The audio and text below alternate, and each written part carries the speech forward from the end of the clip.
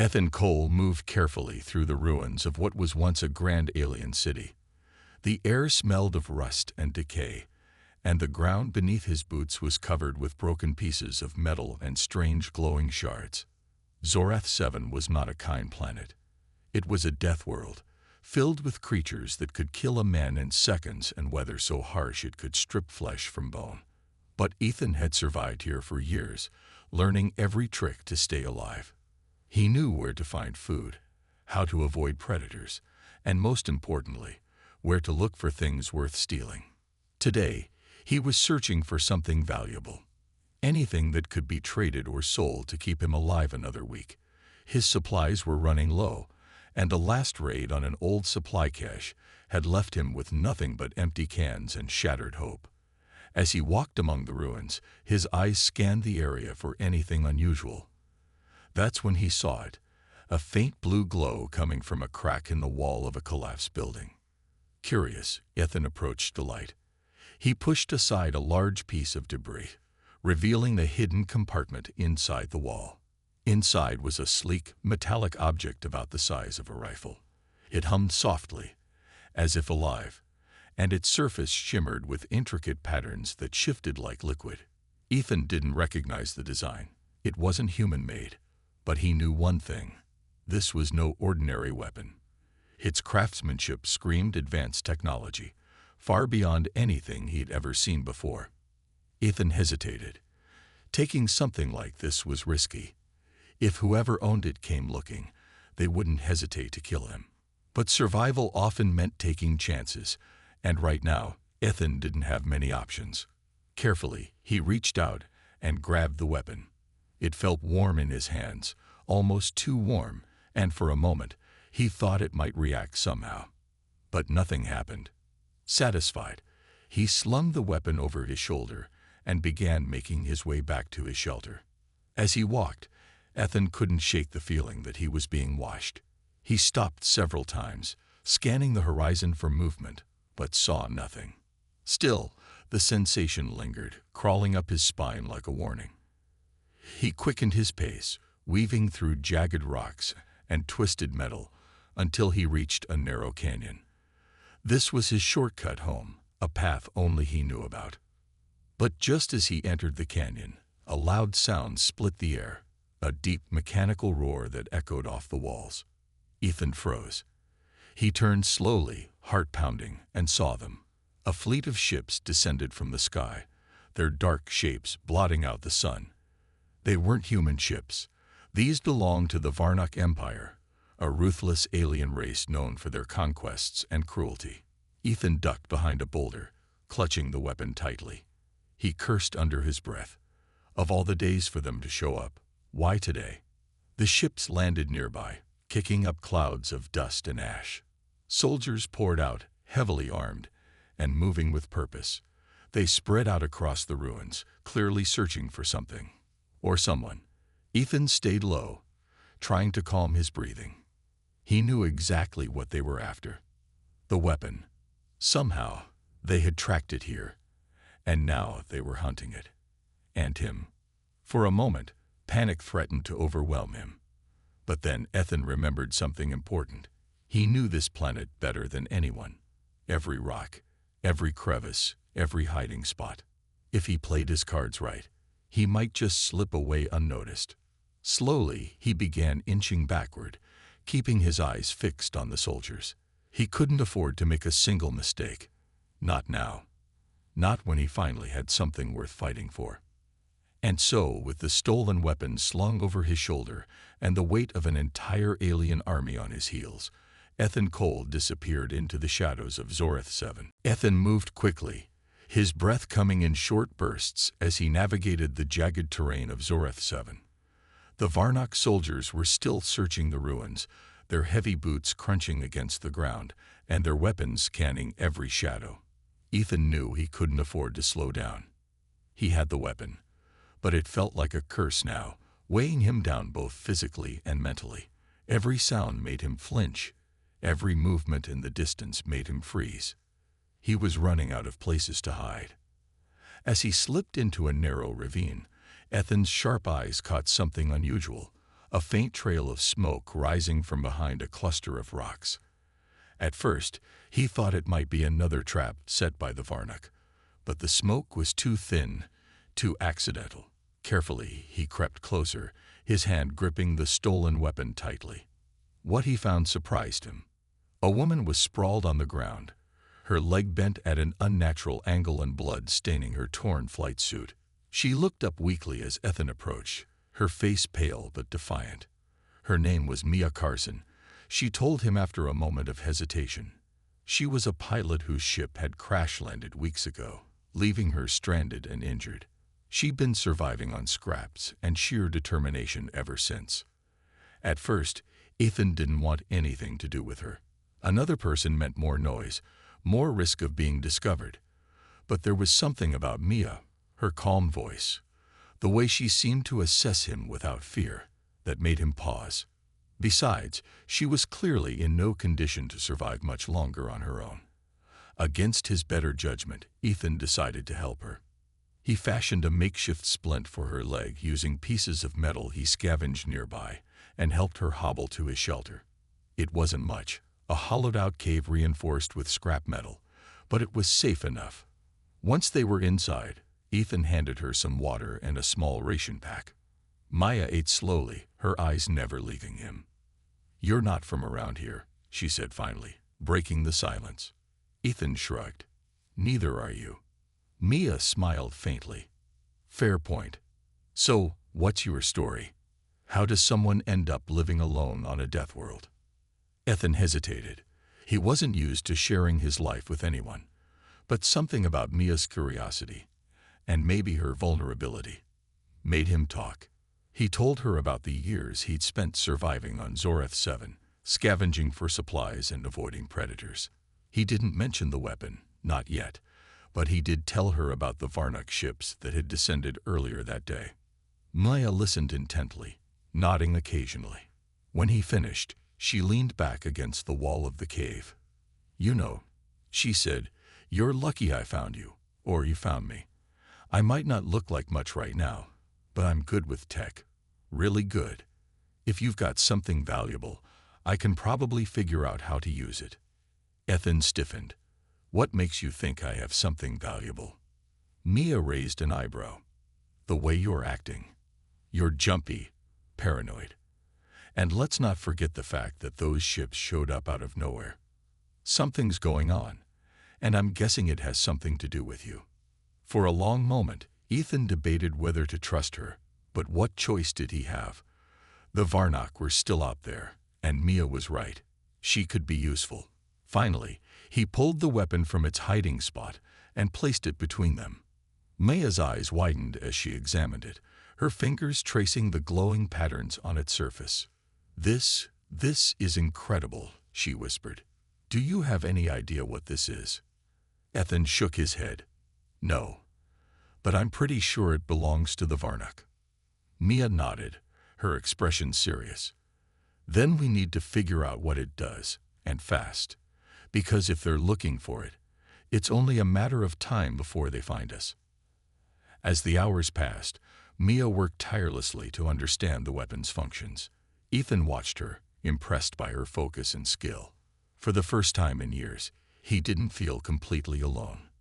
But even as hope began to flicker inside him, he couldn't shake the feeling that trouble was closing in. And it wouldn't be long before they were forced to face it. Back at the shelter, Mia worked late into the night, her fingers moving quickly over the weapon's surface. The soft glow of its patterns lit up the dim cave, casting strange shadows on the walls. Ethan watched from a distance, leaning against the rocky entrance with his arms crossed. He didn't fully understand what Mia was doing, but he trusted her enough to let her try. After all, she seemed to know more about tech than anyone he'd ever met. "This thing is incredible," Mia muttered, her voice filled with awe. She glanced up at Ethan. "Do you realize what you've got here? This isn't just a weapon. It's also some kind of data storage device." Ethan frowned. "What kind of data?" Mia hesitated, her eyes narrowing as she studied the readings on a small handheld scanner she'd salvaged from her crashed ship. "I'm not sure yet, but whatever it is, It's encrypted heavily. It'll take me some time to crack it." As the hours passed, Mia made slow but steady progress. Finally, just as the first light of dawn began to seep through the cracks in the cave, she gasped. "Got it," she whispered, her face lighting up with excitement. She turned the scanner toward Ethan so he could see the screen. Lines of alien text scrolled across the display, accompanied by diagrams and schematics. Ethan didn't understand any of it, but Mia did. Her expression grew serious as she pieced together the information. This is bad," she said quietly. "Really bad." "What is it?" Ethan asked, stepping closer. Mia pointed to one of the diagrams, a massive structure shaped like a towering spire. "This is a superweapon. The Varnuk are building something big, something powerful enough to destroy entire planets. And this weapon, it contains the blueprints for it." Ethan felt a chill run down his spine. "So they're planning to use it." "Not just use it. They're close to finishing it," Maya replied. "If we don't stop them, they'll unleash it on whoever stands in their way." Ethan ran a hand through his hair, trying to process what she was saying. "We? What do you mean we? We're two people hiding in a cave. How are we supposed to stop an entire alien army?" Mia set the scanner down and looked at him firmly. "We can't fight them directly. That's suicide. But we can use this weapon and its intel to bargain with someone who can. There are rebel factions out there fighting against the Varnuk. If we can get this information to them, they might be able to do something about it." Ethan shook his head. "And how exactly do we do that? The Varnuk are still crawling all over this planet. Even if we manage to get off Zoreth 7, they'll track us down." Mia nodded. "You're right. They will track us if we don't cover our tracks. That's why we need to send the data remotely. I can modify the weapons systems to transmit the intel to a secure channel. But we'll need to find high ground, somewhere with a clear signal, and stay hidden long enough to complete the transmission." Ethan sighed. He knew Mia was right, but the risks were enormous. Every step they took brought them closer to danger. Still, he couldn't deny the urgency in her voice, or the determination in her eyes. If they didn't act, countless lives would be lost. "All right," Ethan said finally. "We'll do it your way. But we move carefully. One wrong move, and we're dead." The next day, they packed what little supplies they had and set out toward the highest point on Zoreth 7, a jagged mountain range known as the Black Spine. The journey was treacherous, with steep cliffs and unstable terrain making every step a challenge. To make matters worse, the Varnuk were still searching the area, their ships occasionally passing overhead. At one point, Ethan spotted a patrol moving through a nearby valley. He motioned for Mia to stay low, and they pressed themselves against the rocks, holding their breath until the soldiers passed. When the coast was clear, they continued climbing, their muscles aching, and their nerves stretched thin. By the time they reached the summit, night had fallen. The sky above them was dark and starless, but the air was eerily still. Mia pulled out her equipment and began setting up the transmission while Ethan kept watch, scanning the horizon for any sign of trouble. As the seconds ticked by, Ethan couldn't help but wonder if they were making a mistake. Sending the data meant drawing attention to themselves, not just from the Varnuk, but potentially from others who might want the weapon for themselves. But deep down, he knew they didn't have a choice. If there was even a chance to stop the Varnuk, they had to take it. Finally, Mia gave a small nod. "It's done," she whispered. "The data's been sent." For a moment, there was silence. Then, in the distance, a faint hum grew louder. Ethan turned sharply, his heart sinking as he saw lights approaching fast. The Varnuk had found them. The hum of the approaching lights grew louder, and Ethan's stomach tightened. He grabbed Mia's arm and pulled her to her feet. "We need to move. Now." Mia scrambled to gather her equipment, but Ethan didn't give her time to finish. He shoved the stolen weapon into her hands and pushed her toward a narrow ledge on the side of the mountain. The Varnak ships were closing in fast, their spotlights cutting through the darkness like knives. There was no time to think, only to act. They ran along the ledge, their footsteps echoing against the rocky walls. The path was slippery and uneven, but Ethan knew it was their only chance. If they could reach the other side of the ridge, they might be able to lose the Varnak in the maze of canyons below. Behind them, the sound of engines roared as the ships followed, their spotlights sweeping dangerously close. Suddenly, Ethan stopped. Ahead of them, the ledge ended abruptly, dropping off into a deep chasm. There was no way across. They were trapped. "We're not going to make it," Maya said, her voice trembling. She clutched the weapon tightly, her knuckles white. Ethan didn't answer. His mind raced, searching for a solution. Then he spotted it, a thick vine hanging down from the cliff above. It wasn't much, but it might be enough. "Hold on to me," he said firmly. Without waiting for a response, he grabbed the vine and began lowering himself over the edge, pulling Mia with him. The descent was terrifying. The vine creaked under their weight, and loose rocks tumbled down into the abyss below. But they'd made it to the bottom just as the Varnak ships passed overhead, their spotlights scanning the area above. For a moment, Ethan thought they might have escaped unnoticed. Then came the sound of boots hitting the ground.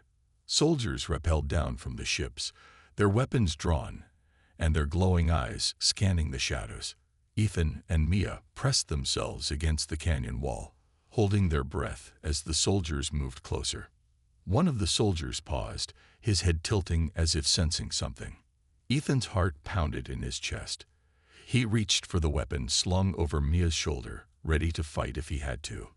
But before he could act, a loud screech filled the air. From the darkness emerged one of Zorath 7's deadliest predators, a massive insect-like creature with razor-sharp claws and glowing red eyes.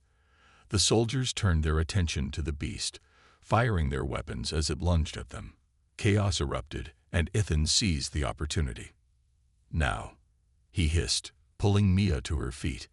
They ran, weaving through the chaos as the creature tore through the Varnak ranks. The soldiers were distracted, giving Ethan and Mia just enough time to slip away. They didn't stop running until they reached a dense patch of alien vegetation that offered some cover. Collapsing behind a cluster of thorny bushes, they caught their breath, their hearts still racing. "That was too close," Mia whispered, clutching the weapon tightly. Ethan nodded, his face pale. "We can't keep doing this. Sooner or later, we're going to run out of luck." Mia looked at him, her expression determined. "Then we need help. Real help. The kind that comes with guns and ships." Ethan frowned. "You mean the rebels?" "Yes," Maya said. "I've heard rumors about a faction operating near the Outer Rim. If we can find them, maybe they'll take us in." Ethan hesitated. Trusting strangers was risky, especially when those strangers were fighting the same enemy that wanted them dead. But Mia was right. They couldn't do this alone. "All right," he said finally, "but we'll need to be careful. If the rebels think we're working for the Varnak, they'll kill us before we get a chance to explain." They spent the rest of the night planning their next move. By morning, they set off toward the coordinates Mia had found in the weapons data, a location where the rebels were rumored to operate. The journey was long and grueling, but they eventually reached a small outpost hidden in the shadow of a rocky plateau. A group of armed men and women greeted them cautiously, their weapons trained on Ethan and Mia. One man stepped forward. His name was Caleb Drake, the leader of the resistance. He listened carefully as Mia explained who they were and what they had brought with them. Caleb's eyes narrowed as he examined the weapon. "This could be useful," he admitted, "but you'll have to earn our trust." Before Ethan could respond, another voice spoke up. It belonged to Rachel Monroe, Caleb's second-in-command. Her tone was sharp and suspicious. "How do we know this isn't a trick? How do we know they're not spies?" Ethan clenched his fists, anger bubbling inside him. But Mia stepped forward calmly. "If we were spies, we wouldn't have risked our lives to bring you this weapon. or its intel. You can either work with us or let the Varnock win. Your choice." Caleb studied them for a long moment before nodding. "Fine. You're in. For now. But one wrong move and you're out." As they were led into the outpost, Ethan couldn't shake the feeling that trouble was far from over. Rachel's distrust lingered in the air, and he knew their stay among the rebels would be anything but easy. The rebels' outpost was a rough and makeshift place, hidden deep within the rocky terrain of Zoreth 7. Tents made of patched-together material stood in uneven rows, surrounded by walls of scrap metal and barbed wire. Fires crackled in pits scattered around the camp, their orange glow casting long shadows on the ground. The air smelled of smoke and oil, and the sound of quiet conversations mixed with the occasional clink of tools being repaired. Ethan and Mia were given a small corner of the camp to stay in, but they weren't exactly welcomed.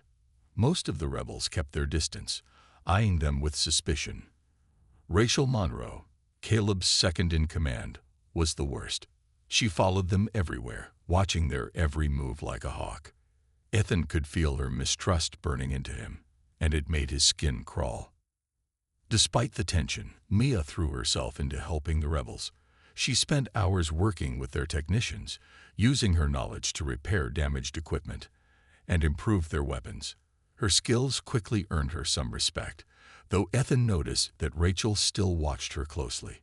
For his part, Ethan tried to stay out of trouble, but he couldn't help feeling restless. He wasn't used to sitting still, especially when danger was closing in. One evening, Caleb called a meeting in the center of the camp. The rebels gathered around a large table covered with maps and schematics. Caleb pointed to one of the maps, a detailed layout of a Varnock supply depot. "This is our next target," he said firmly. "It's heavily guarded, but it's also full of resources we need. Weapons, fuel, medical supplies. It's all there." Mia leaned forward, studying the map carefully. "What about intel? If we can get access to their systems, we might be able to find something useful." Caleb nodded. "That's why you're coming with us. Your tech skills could make all the difference." Ethan frowned. "Wait, we're going too." "Yes," Caleb replied. "You brought us the weapon, so you'll help us use it. Besides, if you really want to prove you're not spies, this is your chance." The raid was set for the following night. As the rebels prepared, Ethan felt a growing sense of unease. He didn't like the idea of walking straight into a Varnock stronghold, but he knew Mia was right. They needed to earn the rebels' trust. Still, he couldn't shake the feeling that something would go wrong. When the time came, the group moved silently through the darkness, sticking to the shadows as they approached the depot. The facility was massive, surrounded by high walls, and patrolled by Varnock soldiers. Ethan and Mia stayed close to Caleb and Rachel, their hearts pounding as they slipped past the guards. Inside, the depot was a maze of corridors and storage rooms. Mia quickly got to work hacking into the Varnock systems, her fingers flying over a portable console. Ethan kept watch, his stolen weapon at the ready. The rebels spread out, gathering supplies and planting explosives to destroy the facility. But just as Mia finished downloading the data, an alarm blared through the building. Red lights flashed, and the sound of heavy boots echoed in the halls. "We've been spotted," Caleb shouted. "Fall back." Chaos erupted as Varnock soldiers poured into the depot, firing their weapons. The rebels fought back, but they were outnumbered. Ethan grabbed Mia's arm and pulled her toward the exit, but Rachel blocked their path. Her eyes were cold and accusing. "You led them here," she spat. "You're working for the Varnock." Ethan shook his head. "No, we're not. We're trying to help." Before Rachel could respond, a loud explosion rocked the building. The walls shook, and debris rained down from the ceiling. In the confusion, Ethan pushed past Rachel and dragged Mia outside, where the rest of the rebels were retreating. As they reached the safety of the wilderness, Ethan turned back to see the depot engulfed in flames. But his relief was short-lived. Behind them, Varnock ships rose into the sky, their spotlights scanning the area. The rebels had escaped, for now, but the fight was far from over. And somewhere in the chaos, Ethan realized the stolen weapon was no longer in their possession. It had been left behind in the rush to escape. The explosion at the Varnock supply depot lit up the night sky, a massive fireball rising into the air like a warning beacon. Ethan and Mia ran as fast as they could, their lungs burning and their legs aching from the effort. Behind them, the rebels scattered in all directions, trying to avoid the Varnock ships that were now scanning the area with bright spotlights. The mission had gone horribly wrong, and Ethan couldn't shake the feeling that it was his fault. When they finally stopped to catch their breath, hidden behind a cluster of jagged rocks, Ethan looked at Mia. Her face was pale, and her hands trembled as she clutched the small data drive she'd managed to save. "Did we get anything useful?" he asked quietly. Mia nodded. "Some intel. Not as much as we hoped, but it's something." She hesitated, then added, "We lost the weapon, though." Ethan cursed under his breath. Losing the weapon felt like losing their only advantage against the Varnock, but there was no time to dwell on it. The rebels regrouped nearby, their faces grim. Caleb stepped forward, his expression hard. "We got lucky tonight," he said, "but we can't afford mistakes like this again." Rachel glared at Ethan and Mia. "This wouldn't have happened if we hadn't brought them along." Caleb held up a hand to silence her. "Enough. They stayed and fought, same as the rest of us. That's enough for now." He turned to Ethan and Mia. "But you need to prove yourselves. No more excuses." Ethan clenched his fists but didn't argue. He knew Rachel was wrong, but arguing wouldn't help. Instead, he focused on what mattered: surviving and finding a way to stop the Varnock. Days passed, and the rebels moved their camp deeper into the wilderness to avoid detection. Ethan spent most of his time helping with repairs or standing guard, while Mia worked tirelessly to analyze the data they'd recovered. One evening, she called Ethan over to a small table where she had spread out schematics and notes. "I think I found something," she said, her voice low but excited. She pointed to a diagram of the Varnock superweapon. "There's a flaw in its design, a weakness we might be able to exploit." Ethan frowned. "What kind of weakness?" "It's in the power core," Mia explained. "If we can overload it, the entire structure will collapse. But we'd need to get close, inside the facility, to do it." Ethan sighed. "That's impossible. Even if we could sneak in, how would we get out alive?" Mia hesitated, then said, "Maybe we don't have to. If we can plant explosives near the core and trigger them remotely, we might not need to escape." Ethan stared at her, stunned. "You're talking about suicide." "No," Maya said firmly. "I'm talking about sacrifice. If we don't stop them, billions of lives are at stake. This is bigger than us." Before Ethan could respond, shouts erupted from the edge of the camp. A scout came running in, panic in his eyes. "Varnock ships. They're heading this way." Chaos broke out as the rebels scrambled to prepare for an attack. Ethan grabbed Mia's arm. "We need to leave. Now." But Maya shook her head. "No, this is our chance. If we can lead them away from the others, we can buy the rebels time to plan their next move." Ethan wanted to argue, but he saw the determination in her eyes. Reluctantly, he nodded. Together, they gathered what supplies they could carry and slipped away from the camp, moving toward the open desert. As expected, the Varnock followed them. Their ships hovered overhead, spotlights cutting through the darkness. Ethan and Mia ran until they reached an old, crumbling structure, a perfect place to make their stand. They set traps using whatever they could find, rigging explosives to collapse the building if the Varnock tried to enter.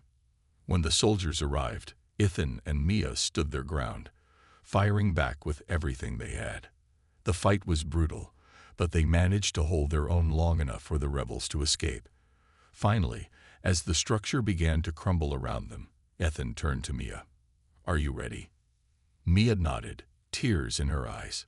"Let's finish this." Together, they triggered the explosives, collapsing the building and burying the Varnock soldiers inside. As the dust settled, Ethan and Mia lay side by side, battered but alive. They had bought the rebels precious time and discovered hope in the form of the superweapon's weakness. But their journey was far from over. Ethan and Mia stumbled through the ruins of the collapsed building, their bodies battered but alive. The Varnock soldiers who had pursued them were gone, buried beneath tons of rubble. For now, they were safe, but Ethan knew it wouldn't last long. The Varnock would regroup, and when they did, nothing would stop them from finishing what they started. Mia clutched the small data drive tightly in her hand. "We need to get this to Caleb," she said, her voice weak but determined.